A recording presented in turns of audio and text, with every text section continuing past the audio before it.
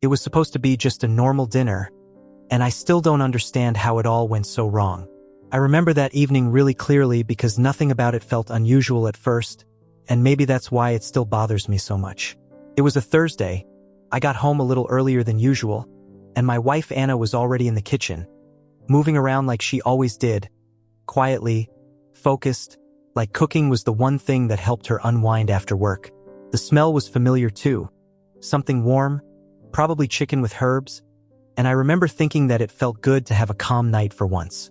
We hadn't had one of those in a while because the last few weeks had been tense, not in a dramatic way, but in that slow, quiet way where small things start to pile up and you don't really talk about them. We were both busy, tired, and somehow always just slightly out of sync. Still, that evening felt different, like maybe we were finally getting back to normal. I put my keys down, said hi, and she smiled, but it was quick, almost like she was distracted. I didn't think much of it at the time because she often got like that when she was cooking, just focused on getting everything right. I asked if she needed help, and she said no, just set the table, so I did. Our son, Mark, was in his room. He was 16, and lately he had been spending more time alone, headphones on, door closed, which I figured was normal for his age. I called him for dinner, and he said he'd be out in a minute. Again, nothing unusual. When we all sat down, it felt quiet, but not uncomfortable, just restrained, like we were all waiting for someone else to start talking.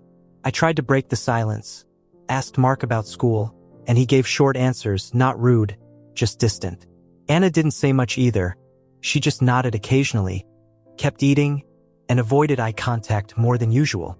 And I remember thinking that maybe I should say something, maybe ask her directly what was going on. But I didn't. I told myself it wasn't the right moment, that we'd talk later, after dinner, when things were calmer. That's what I always told myself. Then about halfway through the meal, her phone buzzed on the counter behind her. It wasn't loud, just that quick vibration sound, but for some reason she reacted instantly. She stood up almost too fast, like she had been waiting for it, and went to check it. I watched her without really meaning to, and I noticed the way her shoulders tightened when she looked at the screen. I asked, casually, who it was, and she said, "Work," without turning around. That should have been enough, but something about the way she said it didn't feel right. It was too quick, too flat. Still, I didn't push it. I just nodded and kept eating. She didn't come back right away. Instead, she stayed there near the counter, typing something, her back to us. Mark noticed too, I could tell, because he looked at me for a second, like he was about to say something, but then he didn't. He just went back to his plate. After a minute or two, I said her name, asked if everything was okay, and she said yes, again without turning around, and then she added that she needed to take a quick call. She stepped into the hallway, and I heard the front door open. That part stuck with me because it didn't make sense. If it was just a work call, why go outside? I got up slowly, not rushing, not wanting to make it obvious, and I walked toward the hallway. I didn't go outside. I just stood there, close enough to hear, but not close enough to be seen. Her voice was low, tense, and she wasn't speaking like she did with colleagues. It sounded more personal, more urgent. I couldn't hear everything, just fragments. "No, you can't come here, not now. I told you this isn't a good time." There was a pause, and then she said something that made my stomach drop. "He doesn't know." I froze. At first, I thought maybe I misunderstood. Maybe it wasn't what it sounded like. But then she repeated it, quieter this time, almost like she was afraid someone would hear. "He doesn't know anything." I stepped back before she could come in, went back to the table, and sat down like nothing happened. My heart was beating faster, but I tried to keep my face normal. Mark looked at me again, like he could tell something was off, but neither of us said anything. A minute later, Anna came back inside. She looked composed again, almost too composed, like she had put something away before walking back in. She sat down, picked up her fork, and asked, "So, what were we talking about?" And that was the moment I realized that whatever was going on, it had been going on for a while. I just didn't know how deep it went yet. I didn't answer her right away, and for a second the silence felt heavier than before, like something had shifted in the room and we all felt it, even if no one said it out loud. I just shrugged and said it was nothing, and we kept eating, but I couldn't focus anymore. My mind kept replaying what I had heard in the hallway. That one sentence over and over again, "He doesn't know." And the more I thought about it, the less sense everything made. I tried to tell myself there had to be a simple explanation, something work-related. Maybe she was covering for someone, maybe it wasn't about me at all. But then I remembered the way she rushed to her phone, the way she stepped outside, and the way her voice sounded, and none of it felt normal. Dinner ended quickly after that. Mark said he had homework and went back to his room, and Anna started clearing the table. I stood there for a moment watching her, trying to decide if I should say something right then or wait, but I knew if I waited, I probably wouldn't bring it up at all. So I asked her, as calmly as I could, who she was talking to. She didn't look at me at first. She just kept stacking plates, rinsing them under the sink, like she needed a few extra seconds before answering. Then she said, "I told you it was work, and that was it." Same tone, same short answer. I stepped closer and said, "Then why did you go outside?" She turned off the water, slowly, and finally looked at me. There was something in her eyes I hadn't seen before. Not exactly fear, but something close to it. "I just needed some air," she said. That didn't help. If anything, it made things worse. I told her I heard part of the conversation, and as soon as I said that, I saw her face change. Just for a second, but enough to confirm that I wasn't imagining things. "What did you hear?" she asked. I repeated it word for word. "He doesn't know." There was a long pause after that.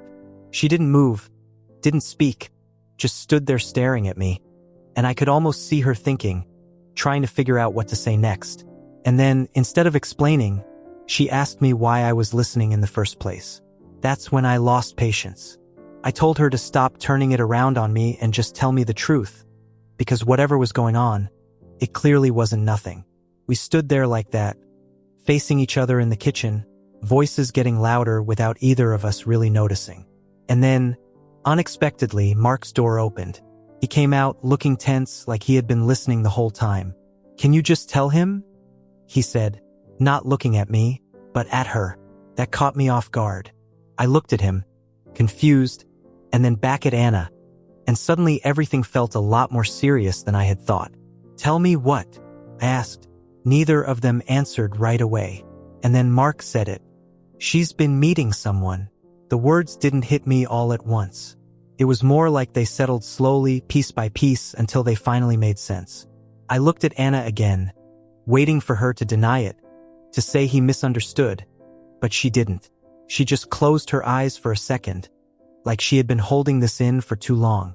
"It's not what you think," she said, "but that's what people always say." I asked her how long, and she hesitated before answering.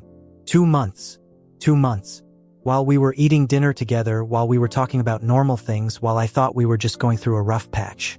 I asked who he was, and she said it was someone from work, someone she had been spending time with after hours, someone she connected with. And every word made it worse. Mark was still standing there, and I realized he already knew. I asked him how long he had known, and he said a few weeks. He had seen messages on her phone by accident, and he didn't know what to do with it, so he kept quiet. I didn't even know how to process that part. My own son carrying that alone, sitting at the same table with us, pretending everything was normal. I felt angry, confused, and honestly, a little lost. And then there was a knock on the door. All three of us froze. Anna's face went pale instantly, and that was enough for me to understand who it might be. I walked to the door before she could stop me. When I opened it, there was a man standing there, maybe mid-30s, nervous, shifting his weight like he wasn't sure if he should be there or not. He looked at me and said her name. Not even a question, just her name, like he expected her to be the one opening the door. I stepped aside slightly so he could see inside, and he saw her standing in the kitchen. Everything happened very quickly after that. He started to say something like, "You said it was okay." But Anna cut him off, telling him to leave, telling him it wasn't the right time. I turned back to her and asked, "This is him?" She didn't answer, but she didn't need to. The guy looked between us, clearly realizing he had walked into something he didn't understand, and then he said he didn't know she was married. That part made the room go completely silent. I looked at her again, waiting for her to correct him, But she didn't, which meant it was true. She hadn't told him. That's when everything shifted from anger to something heavier, something final. I stepped back and told him he should go. And this time he didn't argue. He just nodded, mumbled something under his breath, and left. I closed the door and stood there for a second, my hands still on the handle, trying to steady myself. Behind me, Anna was crying now, quietly, and Mark hadn't moved. I turned around and looked at both of them. And for the first time that night, I spoke without raising my voice. "Pack a bag," I said. She looked at me like she didn't expect that. "Tonight," I added. Mark finally looked at her too. Not angry, just tired. She tried to say something, tried to explain, but I shook my head. Not now. There was nothing left to explain. She went to the bedroom without another word. I stayed in the hallway, and after a minute, Mark came and stood next to me. We didn't say anything for a while. Then he asked, quietly, "What happens now?" I thought about it, but I didn't have a real answer. So I just said, "We'll figure it out." A little later, Anna came back with a small suitcase. She stopped in front of us, like she was waiting for something, maybe for me to change my mind. But I didn't. I opened the door for her. She stepped out, hesitated for a second, and then said my name. I didn't respond. And after a moment, she just nodded to herself and walked away. I closed the door, locked it, and leaned against it for a second. Mark was still there. He looked at me and asked if we should clean up the kitchen. I looked past him at the table, the plates still there, the food half-eaten, everything exactly as we left it. And I said, "Yeah, let's just clear the table."